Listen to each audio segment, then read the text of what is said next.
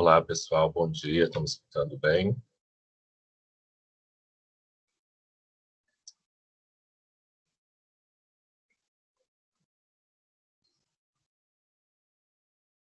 Olá, bom dia. Estão me escutando bem? Ok, obrigado, Maria. Bom dia, Tomás. Bom dia a todos. Bom semestre também a todos, né? Hoje a gente começa a nossa aula de contabilidade financeira, que é a contabilidade, a parte mais básica, né? Para entender os demonstrativos contábeis. Para entender de fato o que é a contabilidade. Essa disciplina ela é fundamental para uma série de outras disciplinas do curso, especialmente porque ela vai explicar o que é ativo, o que é passivo, introduzir os conceitos de custo e despesa na formação de vocês, ok? Então, antes de iniciar, sejam todos muito bem-vindos, que a gente tem um semestre excelente, bastante produtivo. Essa é uma disciplina muito gostosa de ser trabalhada, porque é uma disciplina bem tranquila, em termos de conteúdo e, ao mesmo tempo, bem prática também. Ou seja, a todo momento a gente vai estar mais elaborando, colocando a teoria em ação, na prática mesmo, e muito pouco em termos de ficar ali fazendo um debate longo, conceitual, que pouco se aplicaria para o dia a dia de vocês, tá? Então, é uma disciplina bastante mão na massa, uma disciplina bastante prática. É, não tem nada assim, nossa, estou ali meia hora que o professor está falando. Não, às vezes eu vou falar 5 minutinhos e a gente já vai fazer um exercício, tá? Então, antes de começar também a explicar o plano de ensino e depois iniciar a aula de hoje, eu vou me apresentar. Meu nome é Gustavo, eu sou formado em Ciências Contábeis. Em 2009, fiz uma especialização em Gestão Fiscal e Tributária pela PUC Minas. Depois fiz outra pós-graduação em Controladoria e Finanças pela UFMG. Fiz o meu mestrado e o meu doutorado em Administração. Eu gosto desse intercâmbio entre contábeis e administração, porque tendo feito as duas formações, né, a graduação contábil, o mestrado e doutorado em administração, me ajuda até a comunicar um pouco melhor com a formação de vocês, que é um curso de administração. Eu já trabalhei, primeiro trabalho, mais de 12 anos, eu fiquei na controladoria de uma empresa como controller, cuidando da parte contábil, fiscal, comércio exterior, contas a pagar, contas a receber, tesouraria, custos, por aí vai, né? É uma empresa que chama Sumitomo, que é um grupo multinacional japonês. Já tive o meu escritório contábil próprio. Hoje eu atuo na consultoria para o setor público e privado, em questão contábil mesmo. Também sou professor há mais de 12 anos, de 11 anos, mais ou menos, quase 12, de cursos de contabilidade e de administração. A disciplina de contabilidade do curso de administração eu lecionei ela há cerca de 8 anos. Hoje eu estou no IBMEC como professor no curso de contabilidade. Eu já estava com a disciplina de contabilidade do setor público e agora no curso de administração também. Eu também leciono na UEM, lá eu leciono como professor efetivo, né, concursado. Já estou lá há 4 anos, também nos cursos de gestão e também lecionando, né, no caso lá é curso de processos gerenciais, lecionando a disciplina de contabilidade financeira também, ok?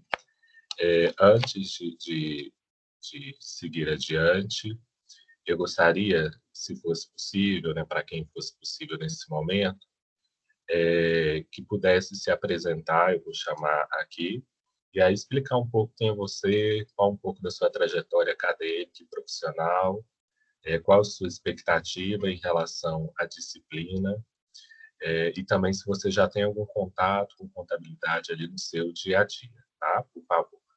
Eu vou chamar cada um dos alunos. Se você não pudesse, por algum momento agora, for um incômodo para você, sem problemas, eu passo para o aluno adiante, tá?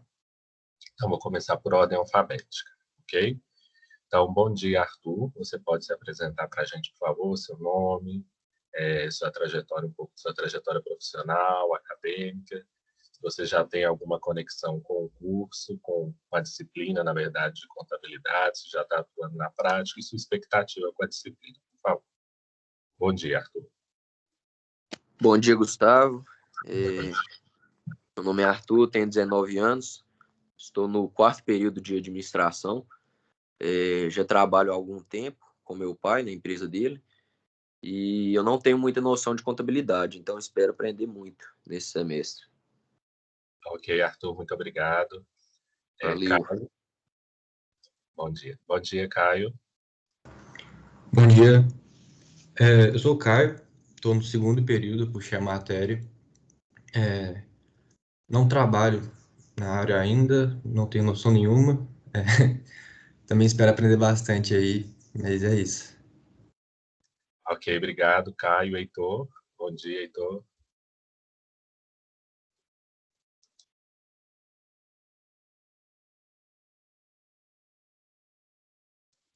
Então, tá aqui Henrique Tarquino. Bom dia, Gustavo. Bom dia, Henrique. Eu sou o Henrique, né? Eu estou no 3º período de administração. Ainda não trabalho e também zero noção de contabilidade. Espero aprender. Ok, então. Isadora, bom dia.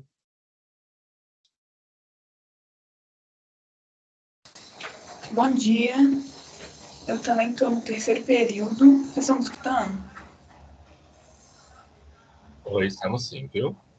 Ok. Eu estou no 3º período de administração. Estou fazendo estágio na Casa Cor, na área de marketing. Mas eu também tenho uma marca de chá, que é minha mesmo. Então, a gente fica tentando, né, a contabilidade ali, mas nada muito específico não, mas no senso comum, assim. Vai ser muito bom essa matéria para mim. Ah, que ótimo, Isadora. Bom dia, então. João Vitor.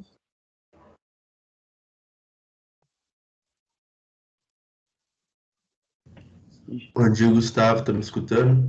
Bom dia. Acho que é o João Vitor Batista primeiro. Acho que tem 2, né? Mas pode falar, João Vitor Duarte. Fique à vontade. Tá me escutando? Ou sim, pode falar. Então, tudo bem, né, Gustavo? Bom dia. Meu nome é João Vitor. Eu estou no 3º período de administração também. E atualmente eu trabalho no departamento, faço estágio no departamento pessoal da construtora Você, antiga construtora Passos. E, assim, também não tenho muita noção de contabilidade, estou aqui para aprender bastante. Ok, muito obrigado, João Vitor. João Vitor Batista. Bom dia, estou no 3º período, no estágio ainda não, e espero aprender também, que eu não sei muita coisa não. Ok, então, João Vitor, bom dia. Leonardo.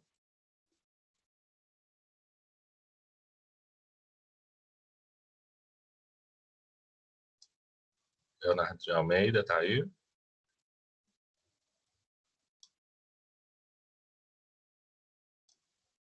Lorenzo, bom dia.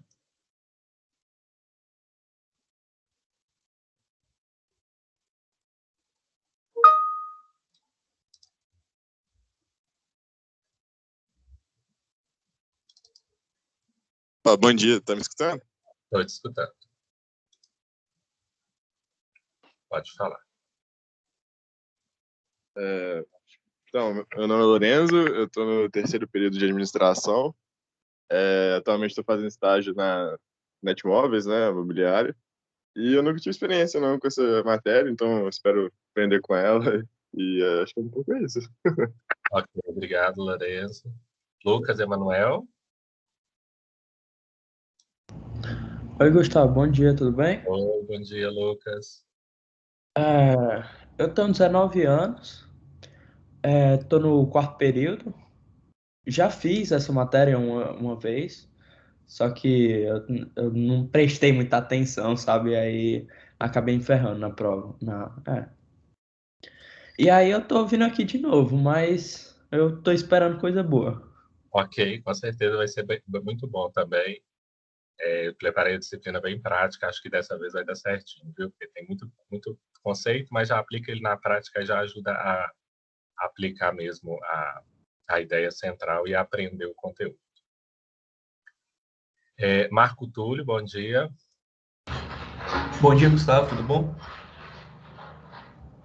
Bom dia. Gustavo, eu tenho 21 anos, eu não faço estágio, mas hoje eu sou um dos membros da diretoria da Liga de Mercado Financeiro lá do BMEC, então lá na Liga a gente já teve bastante contato com contabilidade, as demonstrações financeiras, então eu tenho algum conhecimento, mas claro que a gente sempre tem que aperfeiçoar, né? Então, essas coisas mais simples aí, igual você falou, ativo, passivo, regime de caixa, regime de competência, as 3 demonstrações financeiras, né? Fluxo de caixa, balanço patrimonial. Então eu já tenho já sei pelo menos pegar a planilha e saber o que é cada um. Que ótimo, isso vai ajudar muito, porque um dos nossos primeiros conceitos é isso mesmo, regime de caixa, regime de competência, vamos passar por essas 3, balanço, DRE e fluxo de caixa. Você já vai ter um ganho significante, porque você já tem aí uma bagagem, que bom. Tranquilo. Obrigado, Gustavo. Obrigado. Maria Clara, bom dia. Bom dia, Gustavo. Bom dia. Eu tenho 19 anos, estou no 3º período de administração e eu ainda não estou fazendo estágio, mas pretendo aí, quando voltar ao presencial, começar a fazer. E não tenho muita noção de contabilidade e é uma matéria que eu preciso bastante. Eu pretendo conseguir tentar pegar o máximo da matéria. Ótimo, então. Maria Eduarda Andrade. Bom dia, Gustavo, tudo bem? Bom dia, tudo ótimo. Então, eu tenho 19 anos, eu estou no 3º período de administração, ainda não estou estagiando e também não tive contato com contabilidade ainda, mas estou curiosa para aprender esse semestre. Ok, que bom. Maria Eduarda Matos.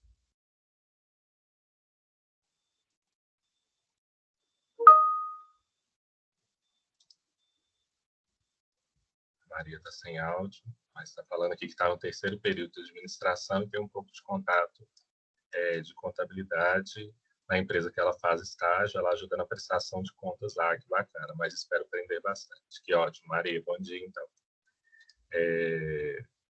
Matheus Henrique, bom dia. Bom dia, meu nome é Matheus Henrique, eu tenho 21 anos, estou no 3º período de administração, ainda não atuo na área, porém eu espero aprender bastante com essa matéria, porque querendo ou não vai ser uma das matérias mais importantes, né, que a gente vai ter durante o curso.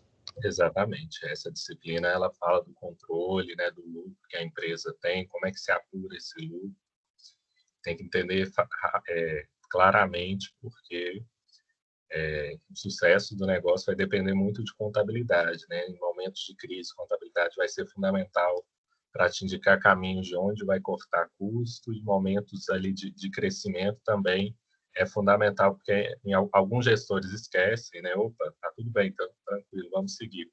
E esse é o momento também de pensar estrategicamente onde se investir, por quê, quanto se guardar, porque ainda mais que a gente está no Brasil, uma economia bastante, né, complicada, e a crise vira e mexe, ela sempre vem. Então tem que ter uma reservinha e a contabilidade vai ajudar a dar esse caminho também.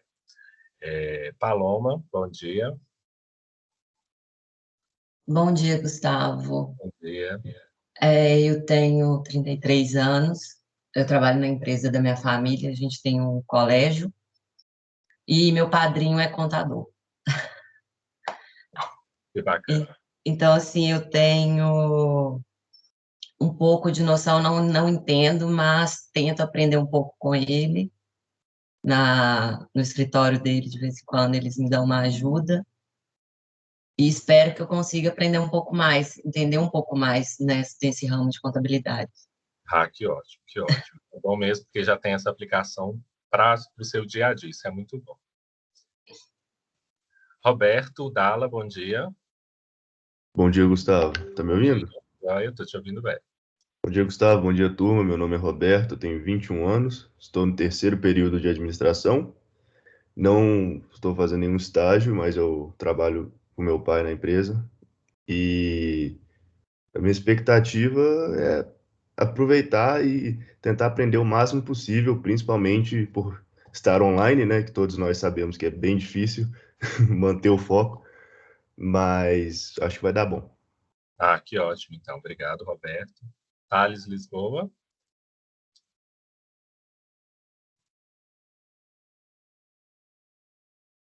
Acho que o Thales caiu. Tomás. Bom dia, Gustavo. Bom dia. Me chamo Thomas, tenho 19 anos, estou no terceiro período. Atualmente estou trabalhando numa empresa que chama ITCBH e também não tenho muito conhecimento sobre a contabilidade em si. Ok, Tomás. E por último, Vitória. Bom dia, Gustavo, tudo bem? Olá, bom dia. Desculpa pela voz, mas eu estou muito gripada. Ok, melhoras. Bom, eu estou no terceiro período de administração. Eu ainda não tenho muito contato com o mercado de trabalho, mas procuro fazer estágio ainda nesse semestre. E tenho boas expectativas em relação à matéria. Creio que a gente vai aprender bastante. Ok, muito obrigado, então. Então, assim, via de regra, o pessoal, né, ainda está no começo, mais no começo do curso, não tem tanto contato com contabilidade, mas quer aprender bastante. E essa questão que vocês falaram de estágio, né, para quem não está na área, para quem já não está na área administrativa, é fundamental, viu, gente? Especialmente estágio em diferentes áreas, né? Alguém já comentou, já estou em marketing, né? É importante ao longo do curso vocês perpassarem por diferentes estágios, senão a coisa às vezes vai parecer muito prática e de repente por você não atuar pode em algum momento parecer que é muito conceitual, que você está achando que aquilo ali não se aplica ou não entende muito bem. O estágio vai te ajudar a fazer essa aliança entre teoria e prática. Claro que agora com distanciamento social, né, e sistema mais remoto é mais difícil, mas retornando eu recomendo fortemente para vocês fazerem e perpassando pelas diferentes áreas da administração, porque a administração é muito ampla, né? Vocês estão vendo gestão de pessoas, marketing, produção, contabilidade, suprimentos e por aí vai. Então, tem que mesmo, a minha recomendação é fortemente o estágio. Vou compartilhar aqui com vocês o plano de ensino. Eu acho que a minha câmera vai fechar quando eu compartilho a minha tela, mas depois eu retorno aqui.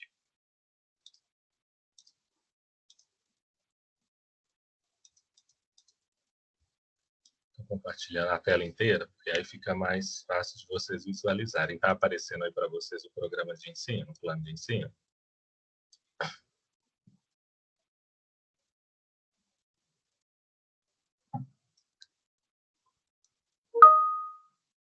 Ok, obrigado, João Vitor. Então, a nossa disciplina chama Contabilidade Financeira, porque a gente vai ver a parte de demonstração contábil. Como eu comentei, o nosso foco é entender os 3 demonstrativos contábeis principais e mais utilizados para a tomada de decisão, que é primeiro o balanço financeiro, depois a demonstração do resultado do exercício e, por último, a demonstração do fluxo de caixa. Nesse momento inicial, é importante entender, balanço patrimonial é uma espécie de um retrato da minha empresa num dia. É como se eu falasse, e aí, o que eu tenho? O que eu devo no dia de hoje, por exemplo, 3/8.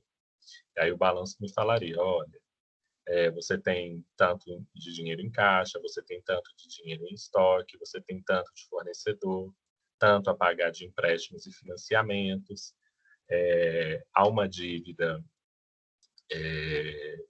com empregados, com o governo. Então, mostraria mesmo qual que é a situação naquela data. Geralmente, o balanço vai ser emitido no último dia de cada mês, no dia 31.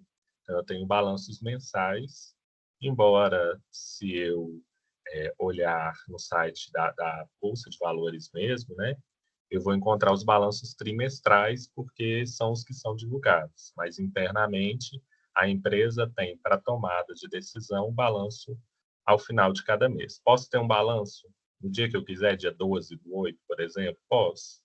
posso sim, não é problema nenhum. Mas, via de regra, pelo trabalho que se dá e pela base das informações que é mensal, o mais comum de ser encontrado no dia a dia é o balanço mensal. Além disso, eu vou ter a demonstração de resultado do exercício, fundamental para vocês entenderem, porque ela vai me mostrar o lucro ou o prejuízo que a empresa teve numa determinada data e por quê.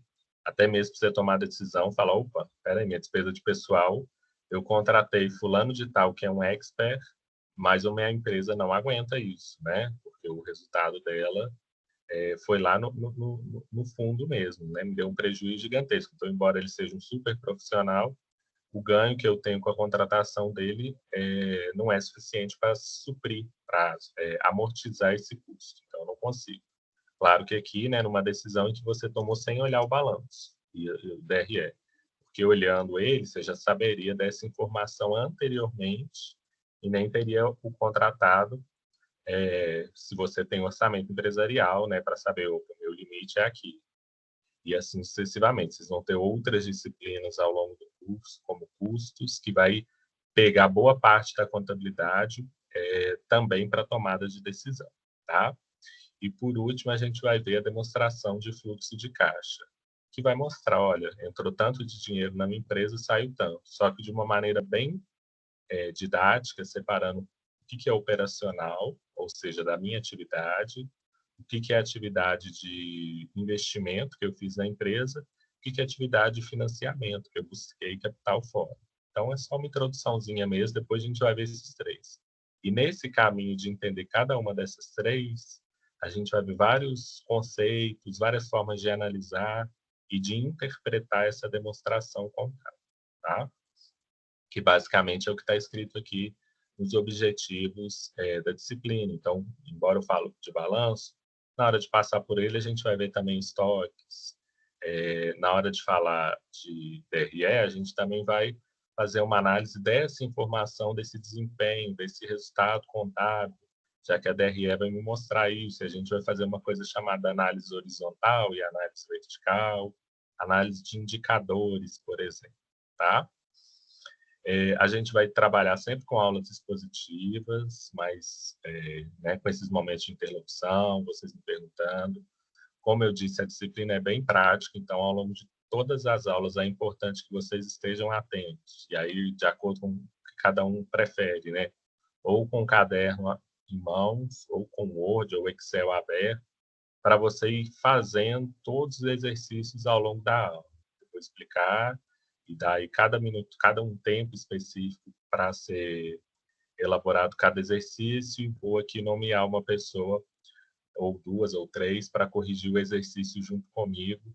E aí vocês vão falando, olha, na 1 falei isso, na 2 falei isso. Então não é uma aula que eu só fico aqui falando e vocês não participam. Tem uma participação ativa e é fundamental que vocês evitem ao máximo faltar. Por quê? Porque um conteúdo que não é aprendido numa aula é fundamental para outra, que é fundamental para outra, e assim sucessivamente. É um conhecimento todo casadinho. Então, se eventualmente tiver um imprevisto, a aula está gravada. Não participe da próxima recomendação sem ver a anterior, porque senão você vai ficar um pouco perdido mesmo com a aula. E aqui a gente tem esse ganho, que é compreender e ter a gravação, se eu não posso estar participando da aula. Tá? Então, não vi a aula, não tem problema. As aulas estão gravadas, é só acessar e vê-la antes de você entrar para a próxima aula. Em alguns momentos o exercício é maior, mas é mais raro, porque eu vou diluindo esse exercício em pequenos exercícios para a gente conseguir fazer e já corrigir ele dentro da própria aula. Mas para os exercícios maiores, eu vou indicar para vocês fazerem em casa e a gente corrige na próxima. E ao longo do semestre, a gente vai trabalhar com 4 exercícios avaliativos que já está no slide. Eu trabalho com um slide único. Então, esse slide que eu já mandei para vocês, ele tem quase 100 páginas. É o slide que a gente vai conversar ao longo de todo o semestre. Né? Ele já tem tanto a teoria, que é a base mesmo, onde é que eu vou aprender mais. Né? No próprio slide já está escrito os conceitos fundamentais para aplicar dentro do próprio exercício. E no próprio slide tem os exercícios não avaliativos e os exercícios avaliativos também, já está tudo aí. Vamos fazer análise das demonstrações contábeis publicadas, eu trouxe inclusive alguns balanços que já estão no slide. E alguma leitura extraclasse é indicada no caso de, eu estou com uma dúvida, não estou compreendendo isso, professor. Então pode me perguntar também algum ponto, não deixa passar, porque eu estou aqui para ajudar no que for necessário mesmo. Aqui tem alguns livros, boa parte deles está na biblioteca virtual, livros do tipo contabilidade básica, contabilidade introdutória, é fundamental para vocês compreenderem. O importante aqui é priorizar, porque aqui estão os mesmos livros do projeto pedagógico do curso de vocês, que é a escrita mesmo, né, da proposta. O importante é vocês priorizarem mais os livros 2015 para frente, tá? Por quê? Porque a contabilidade ela muda constantemente. Então, não é que esse livro de 2010 aqui não serve, mas é porque às vezes você vai ler ele, vai ter algum ponto que mudou um detalhe, etc. Então, prioriza os livros de 2015 para frente, né? Que a gente tem o Díceps, que é um ótimo livro, tem contabilidade básica que para vocês vai ser muito bom. Esse aqui eu indico fortemente, porque vai ajudar e boa parte deles está na biblioteca virtual. E para o aluno que quiser o livro físico, a biblioteca também está disponível aí para consultá-lo. Mas, assim, só tem uma parte mais específica, que é a elaboração, a noção de elaboração do balanço, porque o foco é entender como ele é feito, só para ter uma noção, para entender que o contador não chega lá e lança os saldos, tem toda uma metodologia. É importante ter essa noção, só para entender a metodologia. E esse é o ponto mais complicadinho mesmo da disciplina, que são os exercícios 11, 12 e 13. Mas a gente trabalha, faz exercícios de fixação, faz trabalhos em grupo, e os outros são bem mais tranquilos, tá? Aqui tem a ementa, que basicamente é aquilo que eu comentei com vocês, olhar os relatórios, os critérios que se utilizam para elaborar esses demonstrativos, tá? Como é que a gente vai trabalhar em termos de avaliação? Então, a gente tem a AP1, que vale 40 pontos, que vai ser aplicada no dia 1/10 ou dia 5/10, que é uma prova, se a gente tiver ensino remoto, até lá, eu encaminho ela para vocês no dia, né, 7h30 da manhã, para vocês me entregarem no mesmo dia, ao final da aula. Se não, se a gente tiver no presencial, vai ser a mesma sistemática, só entregando a prova presencialmente às 7h30. A gente não tem um horizonte, né? Dizem que talvez tenha uma autorização de retorno a partir de setembro, pelo menos é o que a prefeitura falou, mas que depende dos indicadores, chegar acima de 91% de gestão de risco mesmo. Se isso acontecer, a gente retornaria esse semestre mesmo. Se não, ok, a prova vai ser enviada para vocês fazerem de forma remota. A prova, a AP2 também tem 40 pontos, que vai ser no dia 26/11 ou 30/11. A gente tem outros 20 pontos de avaliação continuada, que são 4 exercícios de 5 pontos cada, que vocês podem fazer entre 4 e 5 alunos por grupo, já que a gente tem aí mais ou menos 20 alunos na turma. Então, pode ser 4 alunos, 5 alunos, vão fazê-los extra classe. Quando a gente chegar nesse exercício, eu vou dar mais uma semana para vocês fazerem. Então, imagino que hoje fosse o exercício 15. Então, vocês podem entregar ele na aula do dia 6, por exemplo, a aula do dia seguinte, né, a próxima aula. Então, vocês vão ter um tempo para vocês fazerem. Não precisa fazer esse exercício agora, até porque demanda de conteúdo prévio. E quais serão os exercícios avaliativos que estão no slide? O exercício 15, o exercício 19, o exercício 27 a 30 e o exercício 32, que são exercícios mais elaborados. Tá? Então, esses 4 exercícios vão fazer eles em casa, vão ter alguns dias, em grupos, 4 ou 5 alunos, e vão me entregar aqui no Teams mesmo. Tá? E se a gente tiver presencial. E avaliação substitutiva ou dia 7 ou dia 10, de acordo com o que o IBMEC decidir, tá? Aqui está em amarelinho, então, os dias das provas, né? 1 do 10 ou 5 do 10, 26 do 11 ou 30 do 11, 7 ou 10 do 12, a prova substitutiva, ok? Até aí, alguma dúvida, alguma questão, alguém ia perguntar alguma coisa, fiquem à vontade.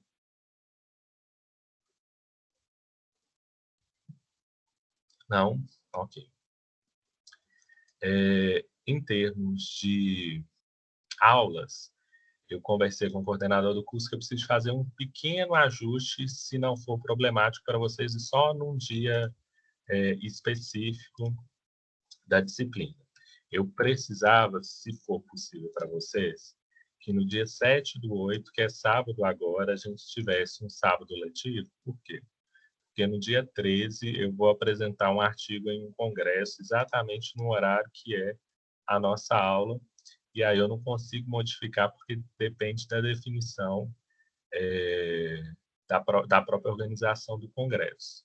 Então, eu queria, se fosse possível, que no dia 7 do 8, que é um sábado letivo, previsto no calendário, de 7h30 até as 9h20, a gente tivesse uma aula sobre contabilidade também, que eu já estaria repondo essa aula para não ter nenhum prejuízo de conteúdo.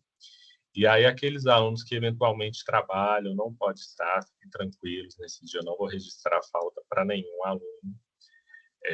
Realmente o conteúdo, a aula vai estar gravada, então depois você vai poder estar acompanhando de casa também. E para aquele que puder estar aqui, será muito bem-vindo, no dia 7 do 8, às 7h30 até 9h35, um sábado letivo de aula de contabilidade pública. E aí essa aula estaria substituindo a aula do dia 13 do 8, que é sexta-feira que vem, e aí na sexta a gente não terá aula de contabilidade, porque nesse momento eu vou estar apresentando um artigo no congresso. Não cancelo a aula, tá, gente? Pode ficar tranquilo. Isso foi um compromisso que já estava agendado desde junho, e depois em todas as nossas aulas a gente segue cronograma normal, não tem necessidade de reposição, ok? Então, dia 7 do 8, sábado agora, 7h30 até as 9h20, um sábado letivo. Se você não puder estar, não é problema. A aula vai estar gravada, você não vai ter falta, nesse dia não tem nenhum exercício avaliativo. Aqui o foco é o conteúdo mesmo. É um dia que está previsto no calendário como um sábado letivo. E estou repondo a aula do dia 13 do 8, que é uma sexta-feira. Aí na sexta-feira que vem, eu lembro, na aula do dia 10, que a gente já repôs, né? A gente já teve essa aula antecipada no dia 7, ok? É algum problema para alguém ou não? O Marco Túlio já falou que para ele é ok, vir nessa aula de reposição. Para os outros alunos também ok.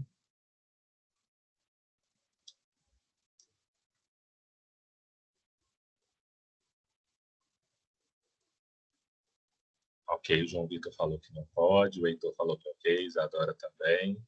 Então tá. Então, para quem não puder estar aqui nessa aula, sem problemas, vai estar gravado, não vai ter falta, não tem nenhum exercício avaliativo. E para quem estiver,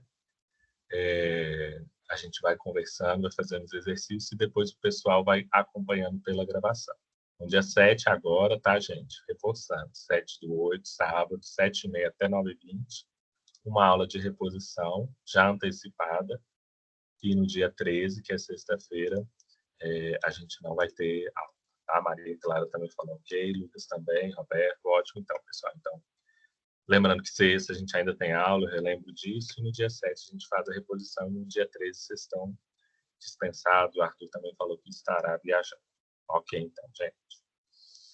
Então, é isso, o nosso cronograma. No mais, alguma outra questão antes da gente iniciar mesmo o conteúdo? Alguma pergunta? Vou compartilhar o slide enquanto isso.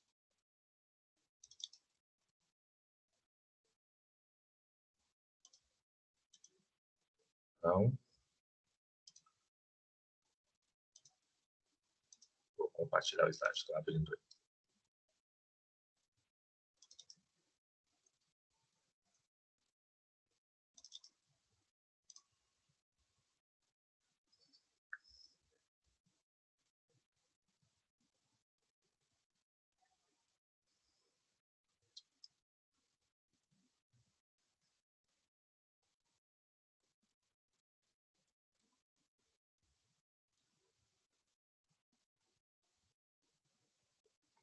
Ok, já abriu.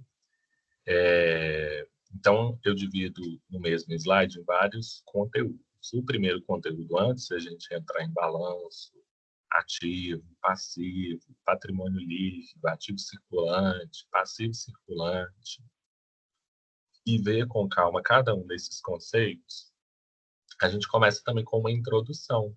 Porque não adianta, balanço, mas o que é contabilidade, professor? Eu estou falando de contabilidade financeira, mas nem sei o que é contabilidade. Então, vamos por partes para entender o que é isso, tá? Então, nessa aula de hoje, a gente vai começar a entender o que é contabilidade e qual que é o foco dela, para não deixar nenhuma dúvida sobre as suas potencialidades, tá? Então, num primeiro momento, a gente vê sobre a importância da contabilidade. O que é isso, né? Qual que é a importância e para que serve contabilidade? Bom, gente, a contabilidade ela tem um escopo gigantesco mesmo dentro de qualquer organização. Um deles, e se não aquele que tem um impacto significativo no resultado da empresa, é o planejamento tributário. O que significa isso na prática, gente? Existem várias formas de apuração de imposto da empresa.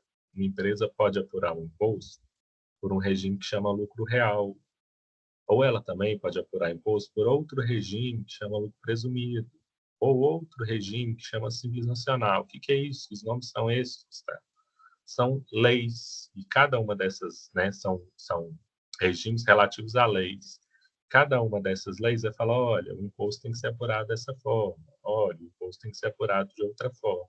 Então, o governo não dá só uma disposição, não dá só uma situação para a empresa apurar o cálculo do imposto dela.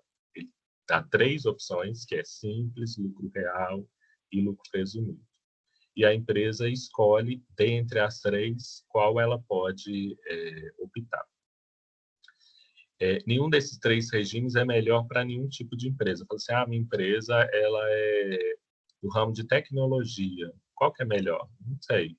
Minha empresa é do ramo de construção civil. Qual que é melhor? Não sei. Como é que eu sei qual dos 3 é melhor na prática para mim? Tendo os resultados contábeis. Como assim? Tendo o valor que eu vendo, o valor que eu gasto com matéria-prima, com embalagem, que eu gasto com o pessoal da área produtiva ou na prestação de serviços, o que eu gasto com despesa administrativa, por exemplo, contador, gastos com telefonia e assim sucessivamente. Tá? Então, a contabilidade ela vai me servir, dentre outros motivos, para me dar esses insumos, essas informações, são informações relativas às receitas, aos gastos que a empresa tem, porque a partir desses números, o contador, junto com o administrador da empresa, consegue fazer o planejamento tributário. Por que junto com o administrador? O que precisa dele? Porque a contabilidade é como dirigir. Pensa você dirigir. A contabilidade e o contador, ele seria o retrovisor. Ele vai olhar para trás, os dados históricos mesmo, que aconteceu no passado, e vai ter uma informação histórica da empresa. Contudo, o administrador seria, nesse exemplo, né, aquele que está olhando para frente ali, está percebendo informações que o contador não sabe, olhando só o retrovisor do carro. Por quê? Porque ele vai te dar informações, ele vai te dar projeções. Então, por exemplo, o contador sabe, olha, você vende em média tanto por mês, seu gasto com matéria-prima é X. Aí o administrador vai falar, porém, eu estou fechando aqui um preço com o novo cliente, eu vou ter um reajuste de 8% e não vou ter mudança em custos, porque, na verdade, eu estou absorvendo um reajuste que ele deveria ter me dado há 3 anos atrás.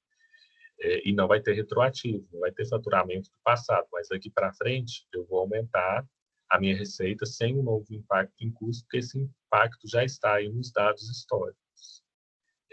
Então, quem tem essa informação? Só o administrador. Não vou conseguir reajuste de cliente, porém, infelizmente, vou ter um reajuste de preço de 5% da minha matéria-prima e não estou conseguindo repassar esse reajuste. Isso vai acontecer a partir do mês de maio. Então, o contador não tem essa informação. E na hora de decidir qual que é o melhor planejamento para a empresa, se é lucro real, presumido e simples nacional, ele vai precisar tanto de informações passadas, isso ele tem, está lá nos demonstrativos contábeis, balanço, DRE e demonstração de fluxo de caixa, quanto de informações futuras e quem vai ter isso, porque quem conhece o negócio, o que vai acontecer, o que está em negociação, é o administrador da empresa. Então, é um trabalho conjunto. Planejamento tributário, para vocês terem uma ideia, eu já fiz consultorias que eu achei diferenças de preço por ano de mais ou menos R$1 milhão, quando a empresa optava pelo real e presumido. E aí vocês entendem a dimensão que eu estou falando, né? Que uma empresa, se ela opta por um regime errado assim, faz os cálculos com base num regime que, de repente, na verdade, ela vai pagar mais imposto do que menos, no final das contas, ela acaba pagando R$1 milhão a mais. Por exemplo, nesse caso que eu dei. Posso pagar, inclusive, mais. Posso fazer um regime que, de repente, a diferença vai ser 50 mil, 100 mil reais. Mas você pode ter certeza que menos de 30 mil reais entre um regime e outro você não vai ter. Mesmo por uma empresa pequena, a minha empresa fatura 100 mil por mês. Mesmo assim, você pode ter certeza que o impacto do imposto ele é bem significativo. Pensa, por exemplo, uma situação simples. Uma empresa lucro real, se ela der prejuízo, ela não paga imposto de renda e nem CSLL. Uma empresa lucro presumido, ela presume qual o valor que ela vai pagar de imposto em cima do faturamento. Então, nunca se fala em prejuízo, porque vai ser um cálculo em cima do que ela fatura. Se ela fatura, ela tem que pagar imposto. Então, se a empresa está indo à falência, está muito ruim, os demonstrativos DRE mostrando que está dando prejuízo, ainda assim, ela vai pagar tributo. Enquanto a empresa lucro real, se dá prejuízo, ela não paga. E qual que é a alíquota de imposto? 34% em cima do lucro da empresa. Então, estou falando que a empresa vai deixar de pagar 34% de imposto. Então, é bem significativo, eu estou falando só de dois impostos, imposto de renda e contribuição social. Então, o primeiro ponto para vocês, e aí que uma dica mesmo, né? A contabilidade ela vai me ajudar a pagar menos imposto. Como? Contador, né? Para a gente resumir tudo isso que eu falei. Como? O contador a partir de dados históricos, dos demonstrativos passados, e o administrador te dando informações de projeção futura de cenário, tá? Que ele vai fazer também parte deles com base nos dados históricos. Olhando para ela, estou lembrando aqui que matéria-prima vai ter um reajuste de preço. Com esse cliente aqui, a minha receita vai aumentar, porque eu vou reajustar preço com ele nesse momento. Como é que eu entro em detalhes sobre planejamento tributário? Aí aqui é a dica. A dica é, gente, tem muita disciplina, né? Para vocês que têm as disciplinas eletivas e optativas para fazerem, eu recomendo que vocês façam as disciplinas de contabilidade sobre tributos, que é importante demais vocês, enquanto administradores, entenderem em detalhes o que é tributos.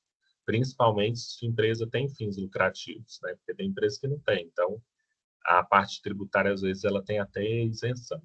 Mas para empresas com fins lucrativos, é fundamental que vocês façam para entender mesmo em detalhe o que é isso, porque às vezes tem muito contador que coloca a empresa no Simples Nacional, que é uma outra forma de apuração de imposto, só porque é mais fácil para ele, tá?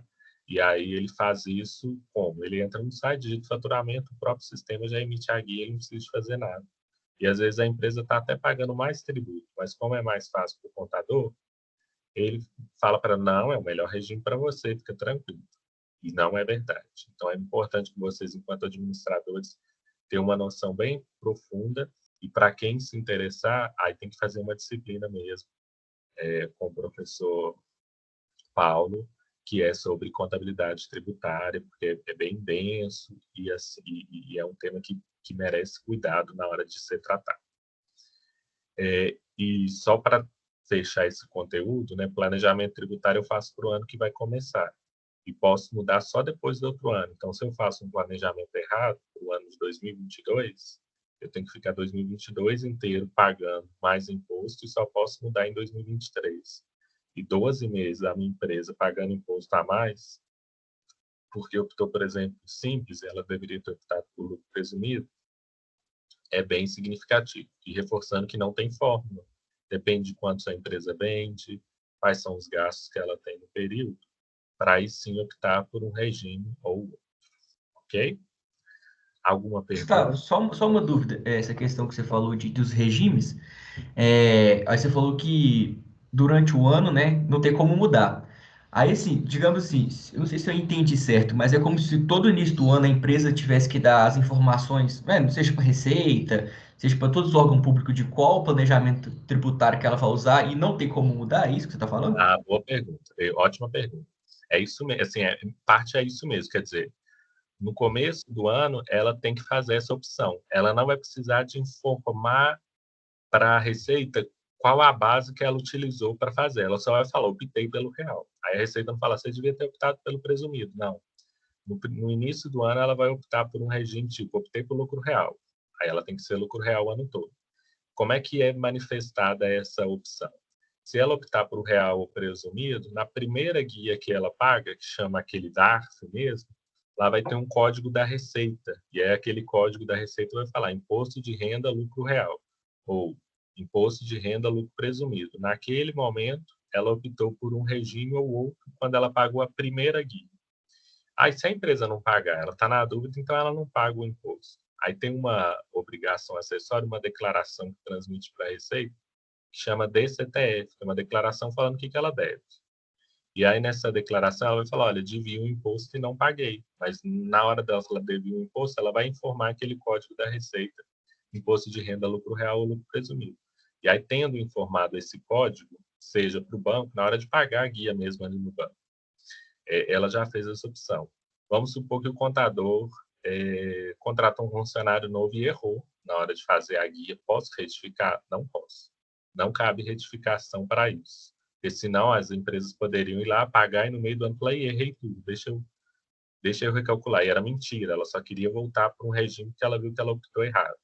Ou que fez um planejamento de cenário errado. Então, isso não pode ser retificado. Por isso que tem que ter cuidado para quem trabalha em contas a pagar, ver se os códigos da Receita todo mês são os mesmos, ou se mudou de regime de um ano para o outro. Ver se realmente a guia mudou, porque senão você acaba optando pelo lucro presumido. Então, isso é no contas a pagar. Na hora que paga a guia, que faz essa opção. Para o Simples Nacional, tem que entrar no site do Simples, o contador entra e informa. A empresa quer ser Simples Nacional no ano que vem. Aí só no Simples que o governo avalia se não tem nenhum impedimento, tipo, é uma empresa SA, não é uma empresa limitada. Aí a SA não pode ser Simples Nacional, ela pode ser presumível real. Aí ele indefere o pedido, mas via de regra todos os pedidos são autorizados. Então tem essas três opções. Então, fechando, eu não preciso enviar nada para a Receita. Isso é um planejamento interno, estratégico da empresa mesmo, planejando o cenário e vendo qual que é o regime. Como é que eu faço essa opção? No início do ano, pagando o primeiro DARF para real e presumido, e no Simples Nacional entrando no site e fazendo o preenchimento. Aí vocês pensam que dificuldade, né? Que é o cenário tributário no Brasil. Vamos falar 2020. A empresa falou 2020 vai ser o ano, vou vender muito. Começou janeiro, fevereiro, vendendo bastante. Chegou março, Covid-19. O cenário mudou completamente. De repente, a empresa começou a ter prejuízo. Lembra que eu falei, se a empresa tem prejuízo no real, ela deixa de pagar 34% de imposto de renda e contribuição social. Ok. E aí, nesse cenário, ela vai poder mudar? Porque o cenário mudou drasticamente. O governo vai soltar uma lei permitindo que as empresas mudem de regime porque o cenário mudou completamente? Não. Poderia, né? Deveria, na verdade, mas não muda. Então, mesmo na mudança de cenário extrema que a gente teve no ano passado, o governo não soltou, nenhum governo anterior soltou possibilidade de mudança de regime, mesmo mudando o cenário. E existe um risco muito grande, que é qual? O risco que a gente vive mesmo, assim. você vai projetar cenário futuro, porém, de repente, seu cliente é uma Ford. A Ford vai diminuir, dar férias coletivas e etc. Ou vai sair do país, né? E aí muda muito o cenário. Ou a minha matéria-prima, ela só, em boa parte sofre, né? Minha matéria-prima sofre impacto, ela é importada, direto ou indiretamente. O dólar modificou, meu custo vai modificar significantemente. E por mais que vocês tentem, né, nós tentemos controlar o cenário, um dólar que muda vai mudar todo o meu planejamento. E sim, às vezes eu opto por um regime tributário e o cenário muda bastante, como foi o ano passado, Covid, e infelizmente pago mais tributo.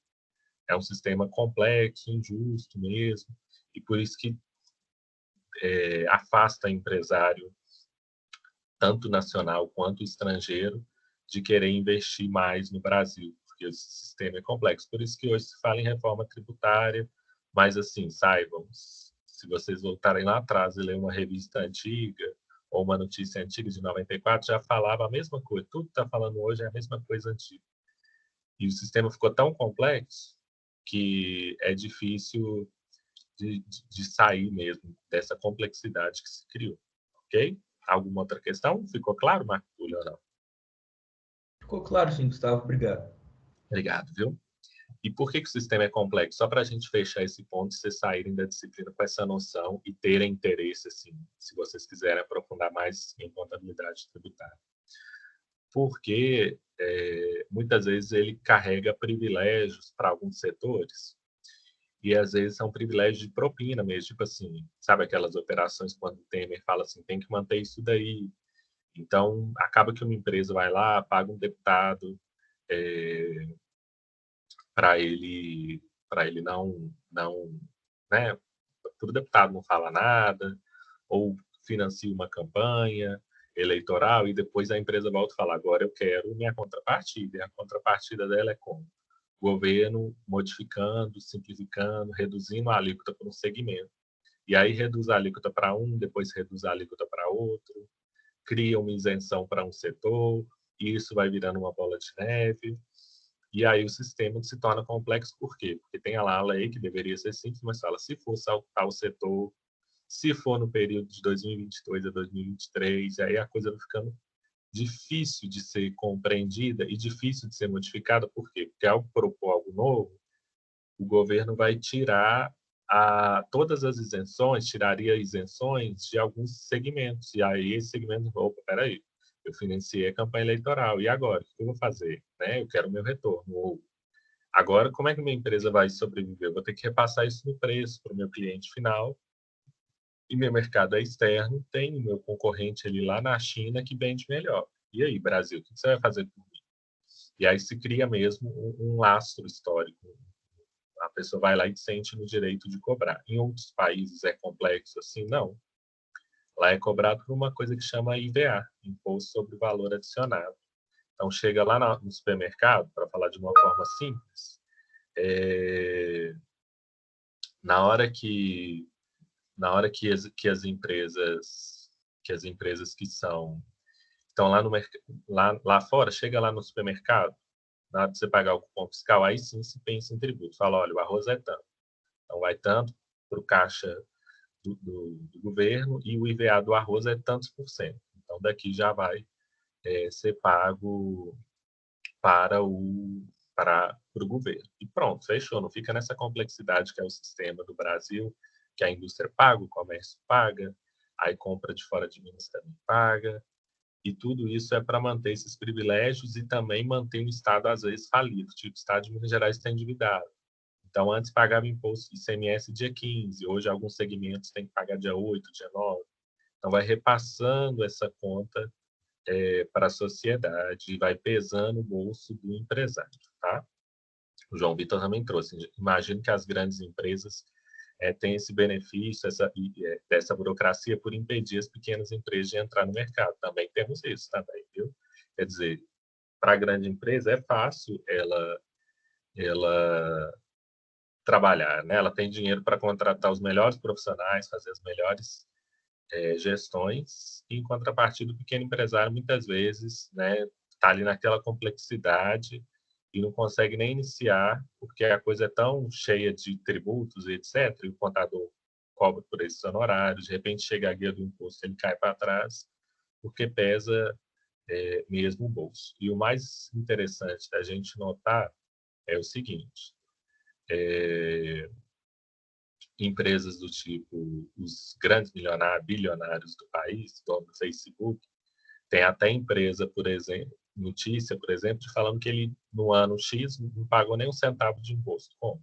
Tendo dinheiro suficiente para contratar os melhores profissionais, para ler os detalhes que existem na lei e pensar em operações em que ele não vai pagar tributo nenhum. Como? Criando uma pessoa jurídica, para tributar na pessoa jurídica, para ter custo, e pensando mesmo qualquer forma de escapar do governo, fazendo com que esse recurso chegue num país que é considerado um paraíso fiscal. O que é isso? Que a alíquota ali ou é isenta ou é zero. Estou falando tipo Ilhas Caimã, que aí não tem que pagar tributo. Então, é ficar pensando em formas de operação. A gente vai abrir uma filial na Ilhas Caimã.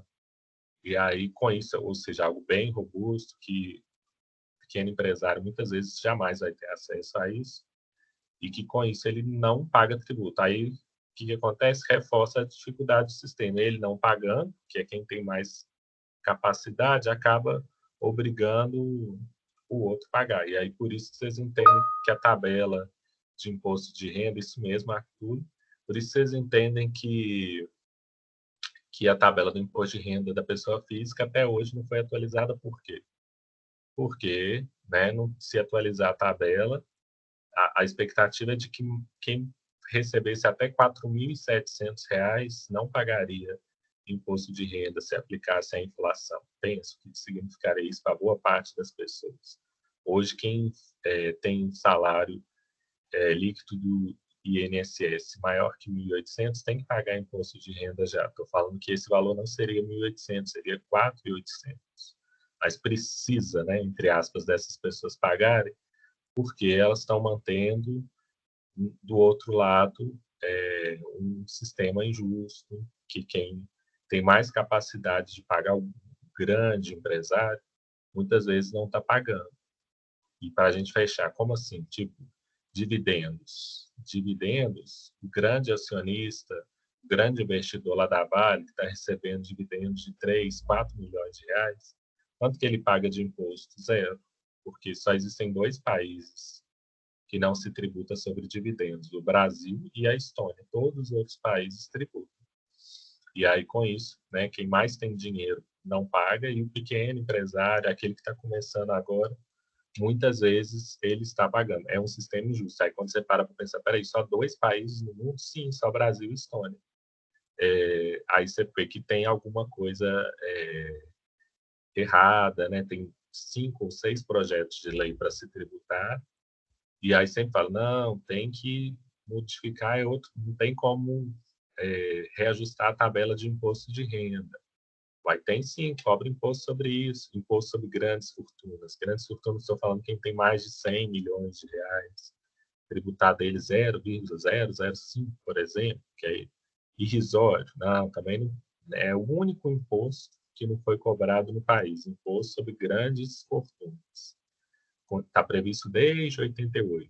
O único que não resolveu instituir foi esse imposto. Aí você fala, ué, então, peraí, por que não institui imposto sobre grandes fortunas, não tributa imposto sobre dividendos, tributa mais as instituições financeiras? Porque esse ano resolveu tributar, mas é até 31/2/2021 que vai tributar mais as instituições financeiras.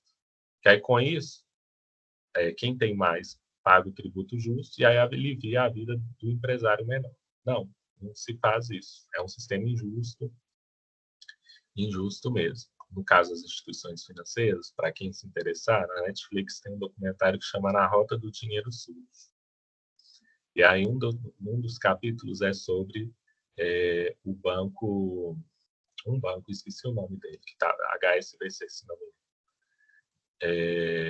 E aí ele vai comentar sobre a utilização de instituições financeiras para lavagem de dinheiro. E aí vocês entendem por que a instituição financeira o governo está colocando menos tributo para ela pagar, e depois o documentário vai falar, tá vendo que as instituições financeiras formais, muitas vezes, elas são utilizadas para lavagem de dinheiro de políticos, deputados, dos senadores, de empresários que não querem pagar tributo nenhum e fazem isso legalmente. Aí o documentário vai explicar como o banco ajuda formalmente terroristas, pessoal do tráfico de drogas a ter o dinheiro formal rendendo ali nas aplicações financeiras, mandando para outros países e a instituição financeira. E aí, por isso, em contrapartida, as instituições financeiras, também por isso, né, conseguem grandes lucros. Aí, de novo, o Brasil é o segundo país onde as instituições financeiras mais lucram no mundo. Ela só perde para o Chile, para vocês terem uma ideia. Então, tem um sistema aí muito injusto e por isso, né, por decorrência dessa injustiça, pesa o bolso dos empresários, tá? Alguma pergunta, gente? Alguma questão? É o lobby político. O João Vitor falou bem. O lobby, grupos que têm maior acesso, consegue negociar, fazer o lobismo mesmo com o governo. E o pior, tem um projeto de lei no Brasil para regulamentar. Já que isso existe, vamos reconhecer que ele existe para haver transparência. E aí, com quem que fulano de tal se reuniu, quero a ata de reunião que aconteceu. Porque já que é uma prática que existe, deveria ser regulamentada. Na Inglaterra, o lobby, ou seja, essa negociação, ela é regulamentada. Então, tem portal da transparência, mostrando dia tal, teve essa reunião, na reunião foi tratado disso. Como ter acesso a esse grupo todo regulamentado para que outras pessoas se organizem para também ter acesso e, ao mesmo tempo, tenham conhecimento de como foi feita essa relação. Porque é normal que exista, que você tenha um acesso maior a um deputado, a um senador, ao presidente, porque você é a Ordem dos Advogados do Brasil, porque você é um determinado segmento, que você é um grande empresário que contribui com o número de empregos, então você tem um acesso maior. Mas isso deveria estar regulamentado. No Brasil não é regulamentado, ao passo que em outros países até isso é regulamentado, transparente, explicando como funciona a prática. Tá? Alguma dúvida, alguma questão, gente? Não? Então, assim, como vocês veem, assim, aqui é só uma introdução muito, muito, muito básica. Mas vocês veem que o tema é completamente pertinente para a formação de vocês, que vale a pena. Então, na hora de selecionar uma eletiva ou uma optativa, pensem nas disciplinas de contabilidade tributária. O professor Paulo, que leciona muito didático, ele foi meu professor também, na pós-graduação, e tem uma explicação fenomenal e explicando sempre para essa relação entre teoria e prática também. Vale a pena vocês se aprofundarem mais nesse tema. Então, um dos pontos da contabilidade já expliquei, planejamento tributário. O outro ponto fundamental é para você saber o lucro ou prejuízo que a sua empresa tem. Ah, mas minha empresa não tem fins lucrativos, mas ainda assim você tem que saber o superávit ou déficit que ela teve no período, que vai ser numa base mensal, trimestral, anual, depende do tipo de relatório que você vai pedir para o seu contador. Mas pelo menos, né, mensal, ele vai te dar. Pode me dar quinzenal? É mais difícil, né? É possível, mas é mais difícil em situações normais, porque tem que elaborar toda a informação proporcional a 15 dias, né? E ter todos os registros. E muitos sistemas não estão preparados para isso. Mas mensal é tranquilo da informação estar ali no último dia do mês. Geralmente se dá um prazo aí de 3 dias. É importante vocês terem essa noção. Se a contabilidade é interna, com 3 a 4 dias, ou seja, dentro da empresa, você já tem essa informação. 3 é um prazo ótimo para isso ser entregue na sua mão e falar, olha, essa situação da sua empresa no dia 31 de julho de 2021. E estou explicando isso por quê? Porque parece óbvio, né? Porque às vezes o contador vai falar assim, não, ainda não fechei o balanço, só que passou um ano, gente.